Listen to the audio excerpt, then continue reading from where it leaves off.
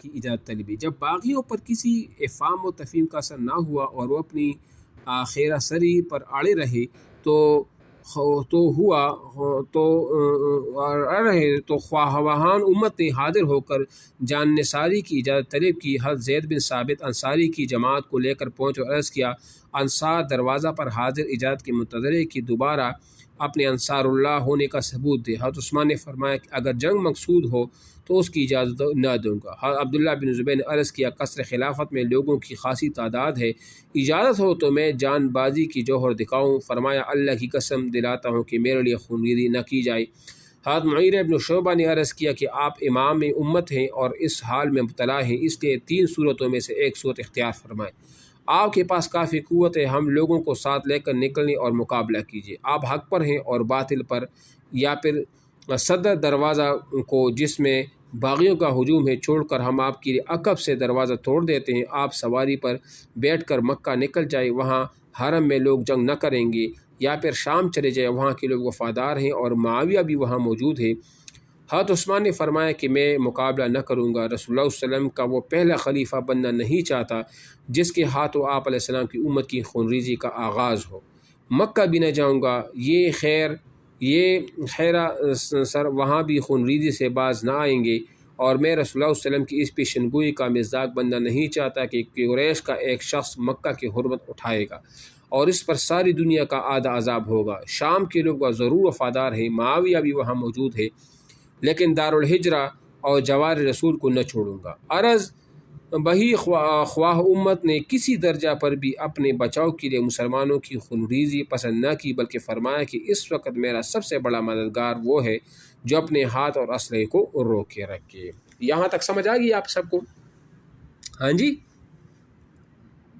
اچھا، اب شہادت کی تیاری ہے۔ یہ سارا کچھ ہوا نا، تو جتنا وقت گزرتا جاتا تھا حاجیوں کی واپسی کا زمانہ قریب آتا جاتا۔ میں نے آپ کو پہلے بولا نا کہ سب لوگ حج پر گئے تھے، تو بعض مقاموں سے فوجوں کی آنے کی بھی خبری تھی، اس لیے باغیوں نے جلد سے جلد حضرت عثمان کی شمع حیات بجھا دینے کا فیصلہ کر لیا۔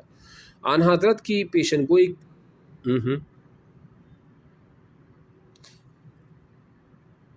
یہ باغی وہ لوگ تھے نا، عبداللہ بن سبا تھا، اصل میں یہ تھا کہ یہودی، اور یہ خود کو مسلمان ظاہر کر رہا تھا۔ یہ جو اوپر ہم نے اعتراضات بتائے نا، انہوں نے کچھ ایسے نو مسلم تھے، کچھ ایسے جو ناسمجھ قسم کے لوگ تھے جو تھے مسلمان، یا کچھ ایسے تھے جو مسلمان تو نہیں تھے لیکن اسلام مخالف تھے، خود کو مسلمان ظاہر کر رہے تھے اور بے جائے اعتراضات کیے، تو انہوں نے اپنے ساتھ ملا لیا، اور مقصد یہ تھا کہ مسلمانوں کا جو اتحاد ہے نا وہ ختم کیا جائے اور مسلمانوں میں ایک فتنہ پیدا کی جائے، ٹھیک ہے نا۔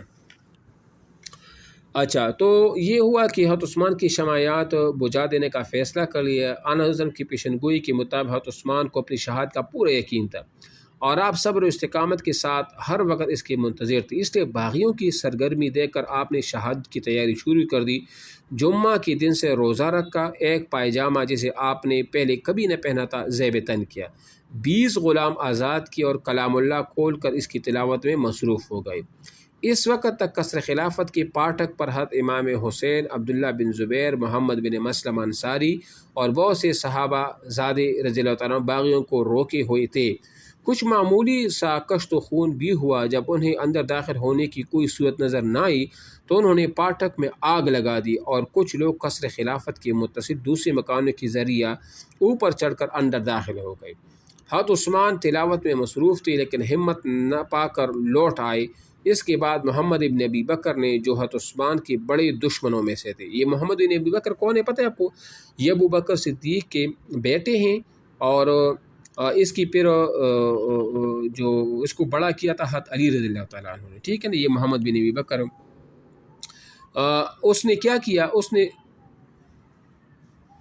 یعنی یہ بھی جو سبائیوں کے فتنے میں وہ آ گئے تھے، اور ان کی جس طرح عمار بن یاسر ان کے فتنے میں کا شکار ہو گئے تھے، حالانکہ وہ بہت بڑے صحابی ہیں۔ محمد بن ابی بکر یہ بھی صحابی ہیں، اور بعد میں اس نے معافی بھی مانگی تھی، اور اس نے جب داڑھی پکڑی تو اس نے بعد میں حضرت عائشہ نے اس کی تصدیق بھی کی تھی کہ عثمان کے قتل میں پھر یہ شریک نہ رہے، پھر یہ پیچھے جو ہے نا وہ ہٹ گئے تھے، اور یہ اس قتل میں شریک بھی وہ نہ رہے۔ تو اس نے کیا کیا، محمد بن ابی بکر نے جو حضرت عثمان کی بڑے دشمنوں میں سے تھے بڑھ کر ریش مبارک پکڑی، داڑھی مبارک پکڑی اور گستاخانہ کلمات زبان پر لائے۔